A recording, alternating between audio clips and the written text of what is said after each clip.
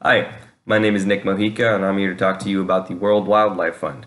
Basically, this is an organization that was founded 59 years ago, and to this day, they've been doing their best to help conserve our planet and the wildlife on it. They are the world's leading organization in conservation and work in over 100 countries with 5 million members worldwide. Hoping we can make that number grow a bit. Now, the World Wildlife Fund is a large nonprofit organization that have a strong mission to protect the future of nature. That is their mission statement. And essentially that means they're going to work in forests, oceans, freshwater sources, all these different areas that have a lot of different populations of species in it, especially ones that are very biodiverse, that meaning that it has a lot of species that intermingle, coexist, and without one, they can't really live without the other because it's just that cycle going on in the environment.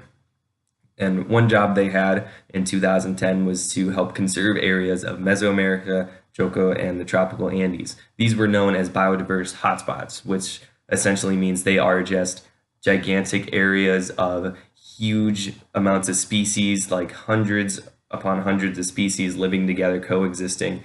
And it would be absolutely detrimental for any of these areas to be threatened by pollution and to actually be destroyed, because that would be a horrendous loss to the environment, to the world. We'd be losing multiple species of life that some of us haven't even seen yet, but and some future people would never even get to see if they were to be lost. So the World Wildlife Fund has done their best to keep these biodiversity hotspots as clean as possible, as far away from the pollution that's happening as possible when it comes to different companies ruining water sources and giving low air quality. It's just, it can get really bad to some of these environments, but in this case, they've done their best to keep this area as isolated from that as possible and as protected as they can. Now, they see these areas as need to have as opposed to nice to have. You know, you see areas like, oh, that's beautiful. Like, it is beautiful, but it's also necessary to have in our world because it's so full of life and it has so many species that coexist and help make this planet as nice as it is, help keep this world spinning.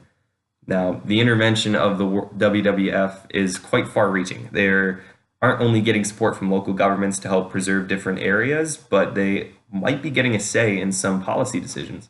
For instance, areas in Japan have massive fishing economies, and these fishing economies are going a little out of hand. In fact, for most of them, there's a study going on that says they have decreased populations of fish to about a tenth of what they were originally. This is extremely detrimental to the environment because it happens in such a short time. This isn't over like a 50-year span. This is over like a couple years, maybe at most a decade. The environment can't change that quickly to that dramatic loss of life. So what's happening is the environments are getting drastically messed with in terms that it's just kind of doesn't know how to react to this sort of change and the loss of the life of all these fish and different populations. So what is going on is that the local governments in Japan are looking out to different organizations to sort of help them create policies that start to decrease the amount of fishing and make sure that they can start rebuilding a population there. So what they did was they went to different organizations such as the World Wildlife Fund and another one, the Marine Stewardship Council. They went to different ones to help them see what they can do. Now, this by no means says that they have an entire say, but they are getting some more influence in on it. They are becoming a bit more far-reaching in that they can help governments see how the preservation of all this life is actually beneficial to them. This is a different sort of way than it used to be back in the day. These organizations were sort of thought of as nuisances as opposed to helpful people. Nowadays, it's starting to look like people are starting to listen to these organizations, which is very, very nice to see because the future will have a lot more troubles with all the pollution that's going on currently. We're definitely going to need people like this to help us see that we need some conservation in our environments and protection. So as you can see, they can do a lot. They're having much more impact globally than they used to have 59 years ago, but nowadays it's looking really good. So the World Wildlife Fund also does their best to conduct their own studies so that they are a very knowledgeable source and they can have an even bigger impact. So for instance, they conducted a study in 2009 that essentially states the low carbon economy in Europe is on the rise. So jobs that don't create much pollution, that are actually involving green activities that help the planet, are on the rise to about 3.8 million jobs. Now, this isn't to say that the high carbon economy, the polluting jobs, aren't still high. There's still a fair amount of those.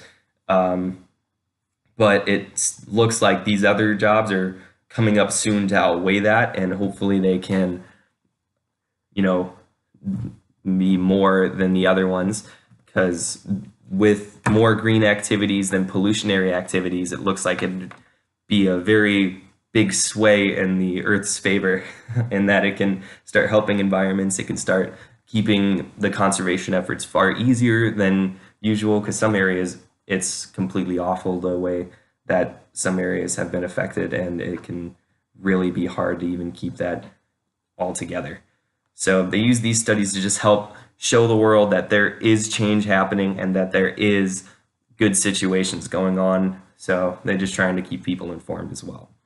The WWF is an organization that has done a lot of good for our planet and will continue to do so as long as they have support to back them up. So it is vital you try your best to support this organization as best you can, because this organization is great at keeping our planet as healthy as possible and make sure that the future will hold the nature that we find today so beautiful and keep it that way. It is a truly wonderful organization, and anything you can do to help them is more than enough.